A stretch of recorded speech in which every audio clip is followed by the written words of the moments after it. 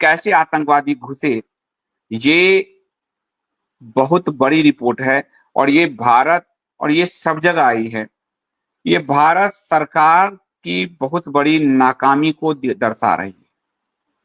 आपने अभी मणिपुर में देखा था कि ड्रोन के जरिए मैतेई हिंदुओं पे हमला कर किए गए, मिसाइल दागे गए। पहलगांव में ड्रोन के इस्तेमाल से रैकी किया गया और पहलगांव में ड्रोन के इस्तेमाल से हथियार गिराए गए, जैसे कभी पुरुलिया में हथियार गिराए गए थे। इससे बड़ी नाकामी सुरक्षा एजेंसी की और सूचना तंत्र का और सरकार का नहीं हो सकता। मैं कहूंगा ये न्यूज भी दिखाए और ये आपको एनआईए की जो जांच है उसमें कुछ चीजें आ रही है, वो आपको बताते हैं क्या है। प्रारंभिक जांच शुरू हो गई है, खुफिया जानकारी मिली है और 5 दिन पहले ही बैसरन घाटी में एक अज्ञात DJI मैट्राइस 300 RT के ड्रोन की उड़ान देखी गई थी। मैं कहूंगा अमरदीप से दिखाने के लिए। तो ये जो है आपको ड्रोन देखी गई थी और सरकार को पता नहीं चला, सरकार को पता था। अब आपको इससे बताता हूं और यही कारण है कि प्रधानमंत्री मोदी के 19 तारीख के जम्मू कश्मीर दौरे को रद्द किया गया, लेकिन पर्यटकों को जानकारी नहीं दी गई। अमेरिका, इजराइल, ब्रिटेन जहां भी खतरा होता है एक एडवाइजरी जारी करते हैं अपने पर्यटकों के लिए। जैसे अभी भी कश्मीर के लिए उन्होंने कहा होगा कश्मीर हमारे नागरिक ना जाएं, उनके लिए एक एक नागरिक के जीवन का महत्व है। इजराइल अपने 4 नागरिकों के लिए लाखों हमास के आतंकी मार डालता है, लेकिन भारत की सरकार के लिए भारत के हिंदू, एक बड़ा अच्छा मीम चल रहा है, एक हिंदू एक वोट देगा, लेकिन एक हिंदू मरेगा तो 1 लाख वोट दिलवाएगा। इसलिए छोड़ दिया गया भेड़ बकरी की जाओ। ड्रोन की एंट्री उसी बैसरन क्षेत्र में मिली है और इस ड्रोन के जरिए पूरे एरिया का सर्वेक्षण किया गया, साथ ही कितने भीड़ वहां पे आ सकते हैं, कहां कहां पोजीशन, वो ड्रोन से चेक किया गया। और जांच एजेंसी इसरो से डाटा निकलवा रही है कि असामान्य रेडियो सिग्नल ट्रैफिक भी देखा गया था और हथियारों की खेप भी क्या इसी ड्रोन से घाटी में पहुंचाए गए। हथियारों की खेप पुरुलिया में हुआ था कभी, ये हथियार कहां से आए, ड्रोन के जरिए हथियार गिराए गए, इसकी जांच चल रही है।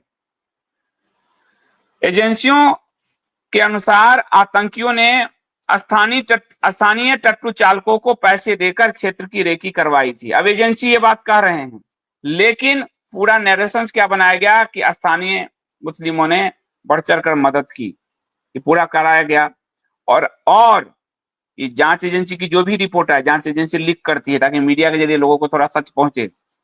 सरकार अब जो 3 स्केच जारी किए वो तीनों पाकिस्तानी के, यहां वाले तो गायब हो गए, यहां वाले तो पसमंदाकरण के, भाई कैसे हमारा पसमंदा कुछ कर सकता है, हम पसमंदा के लिए 300 योजना चलाते हैं, तो यहां वालों के चीजों को साइड किया जा रहा है, इसलिए सारा नरेशन पाकिस्तान पे चला गया। और यहां का जो लोकल लोग मिला हुआ था, जिनका घर पेट रोजी रोटी पर्यटकों से चल रहा है, उनको एक तरह से क्लीन चिट देने का प्रयास है। जैसे दिल्ली दंगा में अभियुक्त जो मलेच्छ थे उनको क्लीन चिट दिया गया और हिंदू को जेल दिया गया। और साध्वी प्रज्ञा, जिसको कांग्रेस ने पूरा जीवन आतंकवादी कहा, मोदी सरकार की एनआईए ने कहा हाँ जी आतंकवादी है, इसको फांसी दीजिए। साध्वी प्रज्ञा पे तो आपको बता ही रहा हूं मैं। तो टट्टू चालकों को पैसे देकर भी रेकी कराई गई। पर्यटकों के बीच घुलने मिलने के लिए स्थानीय वेशभूषा और लोकल आईडी कार्ड इस्तेमाल किए गए। ठीक है। हमले के बाद आतंकी बैसरन से आरू नागबल के ऊपरी घने इलाके की तरफ गए, जहां से सीधा नागबल नाला और फिर पश्चिम की तरफ खीरम और श्रीशैलम के इलाके में गए और आरू के ऊपर स्थित छोटे ट्रैकिंग रूट के नीचे घाटी के घने इलाके में पुलवामा अनंतनाग की ओर गए, आराम से निकल गए। इतना देर हो गया, इतने दिन हो गए, देख लीजिए। और मास्टर स्ट्रोक लगाने के लिए इसका घर तोड़ दिया, उसका घर तोड़ दिया, उसको उड़ा दिया। ये एक खाली एक्सरसाइज किया जा रहा है। आतंकवादी अभी तक नहीं पकड़ में आया, एक भी नहीं। ये सिर्फ आई वॉश है, खाली खंडर बिल्डिंग, इसका घर उतार दिया, उसका घर उड़ा दिया। और यही आपको व्हाट्सएप के जरिए अंकल जी सब भेज रहे हैं। घर उड़ाया तो उस घर में जो आतंकवादी की फैमिली, वो कहाँ, किसने गिरफ्तार किया उसको? एक गिरफ्तारी। वो जो एक महिला ने टट्टू चाला का फोटो लिया था, उसके केवल पूछताछ हुई है, हिरासत में लिया गया, एक गिरफ्तारी नहीं। घर जो उड़ा रहे हो उसका कोई तो होगा जिसको गिरफ्तार करोगे।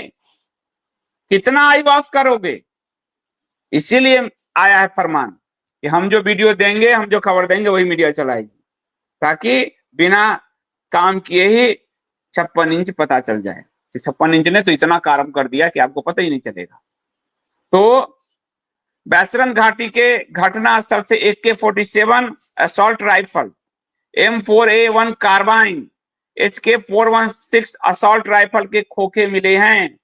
ये भास्कर ने बड़ी डिटेलिंग में रिपोर्ट की है और सभी अखबारों में है, जागरण में भी है। और ये पाकिस्तान के आर्मी स्टॉक या तालिबान से जुड़े हुए हैं, वो भी लिंक मिल रहे हैं। फंडिंग क्रिप्टो करेंसी के जरिए हो रहा है। हमारे और आपके बैंक पे तो पूरा डिजिटल निगरानी है साहब की और ताई की, निर्मला ताई की, लेकिन यहाँ क्रिप्टो करेंसी से आतंकवादी फंड कर दिए, इनको पता ही नहीं चल रहा। और एक देसी जेम्स बॉन्ड हैं, उनपे भी आपको बताऊंगा, जिसपे हजारों करोड़ खर्चा किया जा रहा है साल का NSA के उस पे, उनको क्रिप्टो करेंसी का कुछ पता ही नहीं चला कि फंडिंग कहां से आ रही है। और 60% राशि आतंकवादियों को क्रिप्टो करेंसी से भेजी गई है। बिटकॉइन का उपयोग हो रहा है। और जहां ये साहब जाते हैं सबसे ज्यादा प्यारा दोस्त गले मिलते हैं, वो दुबई, वहां के लिंक मिल रहे हैं, मलेशिया और तुर्की के संत सुल्तान के साथ भी मिलते हैं, मलेशिया से भी मिलते हैं, दुबई से भी मिलते हैं। वहां से आतंक की फंडिंग हुई है। इसीलिए मैं जो कह रहा हूं कि अरब निवेश बढ़ाने के लिए कश्मीर एक ग्रेटर कश्मीर, मुस्लिम ग्रेटर कश्मीर बनाने का प्रयास है, फिर डायरेक्ट यही फंडिंग हो जाएगी। और इसकी मांग किसने की थी? सबसे पहले हुर्रियत ने। फिर पैसे को क्रिप्टो में नहीं लाना होगा, पैसे सीधे डायरेक्ट हो जाए। अरब का निवेश, UAE का निवेश, तुर्की का निवेश जब आएगा तो स्थानीय आतंकियों को डायरेक्ट फंडिंग होगी। और निवेश आ गया है, पहला निवेश अरब का, दुबई का आ ही चुका है, UAE का आ ही चुका है। उसके बाद संचार एजेंसी जो है, को ये भी शक है कि मुजफ्फराबाद और नीलम घाटी के पास ISI की गतिविधि भी देखी गई है। प्रशिक्षण के लिए पाकिस्तान अपने पुराने आतंकी प्रशिक्षण कैंप में मोबाइल कैंप जैसा चला रहा है। अब आप देखिए कि एक बार स्ट्राइक मार दिया ऐसे, पर वो आतंकवादी प्रशिक्षण केंद्र तो अभी भी चल रहा है। अस्थायी समाधान तो हुआ नहीं, अस्थायी समाधान तो हुआ नहीं।